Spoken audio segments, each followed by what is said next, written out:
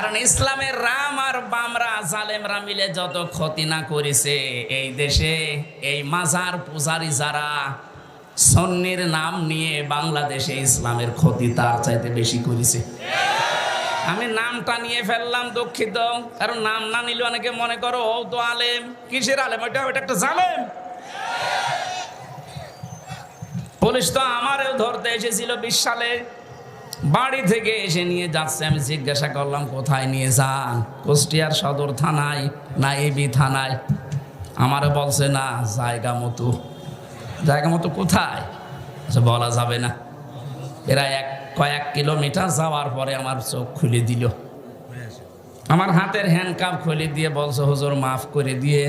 কোথায় নিয়ে যাচ্ছি? এবার বলছি ঢাকা। ঢাকা কোথায়? এইটা বলা যাবে না। পরবর্তীতে দেখলাম আমি মিনি আয়না ঘরে আছি। বেগটায় আমি যেতে পারিনি, মিনিটায় ছিলাম, ছোট যেটা। এখানে যে কষ্ট দেয়, তাহলে বেগ যেটা বড়, যেটা আয়না ঘর, এখানে যে কি কষ্ট দিয়েছে। এরপরও অনেকে লেডি ফেরাউনের প্রশংসা করে, ওর সাফাই গায়। আপনি মানুষ, আপনার উপরে তো ঝড় যায়নি। আপনার বাবা যদি ওই রকম আয়না ঘরে থাকতো 10 বছর, তখন টের পেতেন যে হাসিনা কি। আমি নামটা ধরে ফেললাম, ওনার নাম আমি মুখে আনতে চাই না, কারণ ওনার নামটা আমার কাছে ঘৃণিত হয়ে গেছে। হিটলারের নাম শুনলে যেমন আমার ভেতরে রাগ হয়, চেঙ্গিস খানের নাম শুনলে যেমন রাগ হয়, ইয়াজিদের নাম শুনলে যেমন রাগ হয়, ওর নাম শুনলে এরকম এখন মুসলমানদের রাগ হয়। আমি নিজে তো সাক্ষী, আমি দেখে এসেছি যে কাজ করেছি কি। একটা মানুষ হয়ে মানুষের ওপরে এত জুলুম একজন করতে পারে, সেটা তো দেখেছিলাম, আমার নিজেও পড়লাম। বিশেষ করে আমি জেল থেকে বলছি, আমার নওগাঁবাসী যে কষ্টটাই মানুষগুলো আমাদেরকে দিয়েছিল, বিশেষ করে আলেম নাম দেখলেই আল্লাহ যেন পুরাটা উল্টিয়ে তাদের এখন ওই রকমই অপমান করছে। ইন্নামা নুমলি লাহুম লিয়াজদাদু ইসমা ওয়া লাহুম আযাবুম মুহিন। সূরা আলে ইমরানের ভেতরে আল্লাহ জানিয়েছেন, মানুষের পাপের বোঝা যখন পরিপূর্ণ হয়ে যায়, ওই মানুষকে আল্লাহ অপমানজনক শাস্তি দেয়। এই আয়াতটা যে কত বাস্তব তার প্রমাণ এই কালামানিক। কলার পাতায় শুইয়েছে আল্লাহ, অথচ সুপ্রিম কোর্টের বিচারপতি, এমনকি ওর বিসিও উড়ে গেছে। হ্যাঁ, ওর এখন বউ টেকে কিনা আল্লাহ জানে, কারণ বেশি না থাকলে থাকবে। হ্যাঁ, ওই দেখেন ভোটের পাচ্ছে। বাকিগুলোর অপমানের কথা নাই বললাম। তাদের যে চরিত্র, শয়তান পর্যন্ত অত নিচে নামে নাই, ওদের যা এখন ভিডিও ক্লিপ বের হচ্ছে। মানুষ আল্লাহ ঠিক যেন পুরাটা উল্টিয়ে দিয়েছে। আলেমদের প্রতি যে যেইভাবে অত্যাচার করেছিল, আল্লাহ ঠিক তাকে তার চাইতেও বেশি দেখিয়েছে। ওই যেটা পিসকে হুজুর বলে, রফিকুল ইসলাম মাদানি হুজুর আমার সাথে ছিল 2 মাস। ও আমারে মাঝে মাঝে রাতের বেলা ঘুম ভেঙে গেলে গল্প শোনাতো। হামজা ভাই, রাত 12টা 12:30টায় আমার হাতির ঝিলে নিয়ে গেল। আমার পোশাক আশাক সব খুলে ফেলেছে, পোড়া উলঙ্গ করেছে আমারে। আমার হাতে একটা সিগারেট ধরিয়ে দিয়েছে। একটা অর্ধ উলঙ্গ মেয়ে লোক নিয়ে এসে আমার পাশে দাঁড় করিয়ে ওর কাঁধের ওপরে হাত দিয়ে বলছে সিগারেট টান। চারিদিকে যারা দাঁড়িয়ে আছে সব তো অস্ত্র নিয়ে, কারণ 2 দিকের রাস্তা ব্লক করা। কি করব, কিচ্ছু করার নেই। অসহায় হয়ে বলেছিলাম এক এসআইকে, ভাই আপনারা যা করছেন এটা কি হারুন সাহেব জানে না? মানে উনি তো করাচ্ছে। আমি তো অসহায়। এরপর আমি তো মাজলুম, নিজে এমনিতে ছোট মানুষ। যে মহিলাকে ওরা ভাড়া করে নিয়ে এসেছিল আমার চাইতে মনে হচ্ছে ডবল। ওরা আমি কাঁধে হাত দেব কি করে, এইভাবেও আমি সোয়া পাই না। আমার এই পর্যন্ত আমার বালিশ আর ওর বালিশ পাশাপাশি, যখন ওই ফাঁসির কন্ডেম সেলের ভেতরে ছিলাম, আমার পা চলে যায়, ওর আমার মাজার কাছে পড়ে থাকে। এতটুকু মানুষ,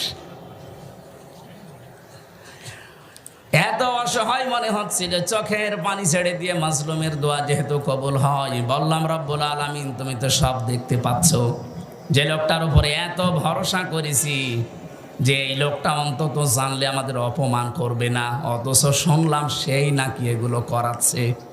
আমাকে যেভাবে পুরাটা উলঙ্গ করে ওরা এখন ছবি তুলে জাতিকে দেখাবে আমি নাকি এইরকম, তুমি অবশ্যই কিছু দেখিও। আমার আল্লাহ ঠিক ওইটা কবুল করে নিয়েছে।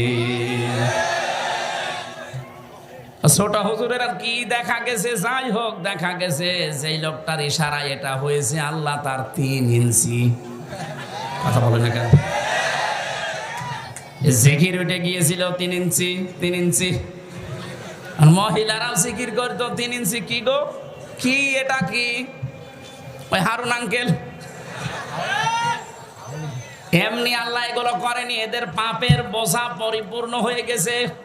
পরশুদিনও আমি গিয়েছিলাম কিশোরগঞ্জের মিঠামইন এলাকায়, দেখলাম যে রিসোর্ট বানিয়েছে, ওনার যে বেতন সরকারিভাবে আমি তো জানি কিয়ামত পর্যন্ত চাকরি করলেও ওই রিসোর্ট বানানো সম্ভব না। ওখানে থাকতে সর্বনিম্নই লাগে 10,000 এক এক রুম ভাড়া, আর ঊর্ধ্বে আছে 1 লাখ 1.5 লাখ। এক রাত থাকবেন আপনি মাত্র একটা রুম নিয়ে, সর্বনিম্ন ভাড়া 10,000, উপরে যত বেশি আছে। এমন কোন জিনিস করে না এই হাওড়ের ভেতরে যে নেই, যা মনে চাবে আপনি তাই পাবেন। এই টাকাগুলো তো ফেরেশতারা দিয়েছে, বলেন। আমার মতো হামজাকে বাড়ি থেকে নিয়ে এসে বলছে 50টা মামলা দেব, সঙ্গে সঙ্গে 10 লাখ টাকা দিন। আমার মতো মানুষকে যদি এ কথা বলতে পারে বলেন, আর উপরে যারা তাদের কি করিস? এজন্য পাপের বোঝা যখন মানুষের পরিপূর্ণ হয়ে যায়, ওই মানুষকে আমার আল্লাহ ছাড় দেয় কিন্তু ছেড়ে দেয় না। আমি যে শব্দ নিয়ে বলছিলাম, যারা আহলে হাদিস দাবি করছেন আপনি ভুল পথে আছেন, বসেন এক জায়গায় আলেমদের সাথে, আপনি প্রমাণ করে মিলাতে পারবেন না। আপনি যদি এত হক আহলে হক দাবি করেন, আপনার আহলে হাদিসের নামের ভেতরে এতগুলো দল কেন? শুধু আহলে হাদিস এই নামের ভেতরে 7 দল। আপনি যদি সভাপতি সেক্রেটারি পদের লোভ নাই থাকবে, এতগুলো দল খুলে বসে আছেন কোন কারণে? নিজেদের ভেতরে তো আপনার মিল নেই, কথা বলে না কেন? এই শব্দটা আমরা জানি আলেমদের, আমি যাদের কাছে লেখাপড়া করেছি, আমার বিশ্ববিদ্যালয়ে doctor Abdullah Jahangir, doctor Lokman Hossain, doctor আবামা সাইফুল ইসলাম সিদ্দিকী সহ যাদের কাছে আমি পড়েছি, কওমি মাদ্রাসায় আমি শর্ট কোর্সে দাওরা হাদিস করেছিলাম, হাফেজি কারিয়ানা, আমার জীবনে যাই পড়লাম কামেল পর্যন্ত মেলামেশা করে আমি যা দেখেছি, পড়াশোনা করে, এই শব্দটা গলদ। আহলে হাদিস আপনি বলবেন না, আপনি বলবেন আহলে সুন্নাত ওয়াল জামাত। যারা এই শব্দটা চুরি করে নিয়েছেন তারা এখন জাতির সামনে যেন এরা আহলে বেদাত, এটা প্রমাণ হয়, প্রমাণ অলরেডি হয়ে গেছে। সারা বাংলাদেশ এখন আমি যাচ্ছি, আমি দেখতে পাচ্ছি চারিদিকে আওয়াজ উঠেছে যে ও আল্লাহর ওলিরা আন্দাজে দাবি করে আহলে সুন্নাত, ওগুলো আহলে ভণ্ড, আহলে বেদাত। নবীজি বললেন আমি তোমাদের কাছে সুন্নাহ রাখলাম আমার আদর্শ, বিশ্ব নবীকে আপনাকে মাস্ট বি মেনে নেওয়া লাগবে। উনি যখন নবুয়ত পেয়েছিলেন ওই দিন থেকে শুরু করে ইন্তেকাল পর্যন্ত, এটা রাহিকুল মাখতুমে পড়বেন। বিশ্ব নবী যেদিন নবুয়ত পেয়েছিলেন, ঘোষণা, উনি তো নবী, কিন্তু ঘোষণা যেদিন হয়েছে 40 বছর বয়সে, এই দিন থেকে শুরু করে ইন্তেকাল পর্যন্ত পুরা 23 বছর। কেউ যদি বলে আমি একটা দিন শুধু মানি না, আপনি কাফের। কথা বুঝতেছেন?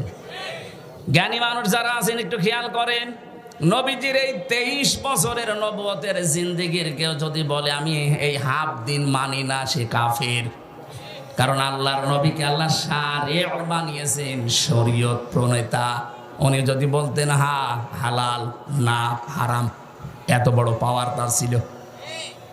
23 বছরে আমরা বাংলাদেশে অনেক মানুষকে দেখি ওনারা 13 বছর মানতে রাজি আছে, কিন্তু 10 বছর মানতে রাজি না।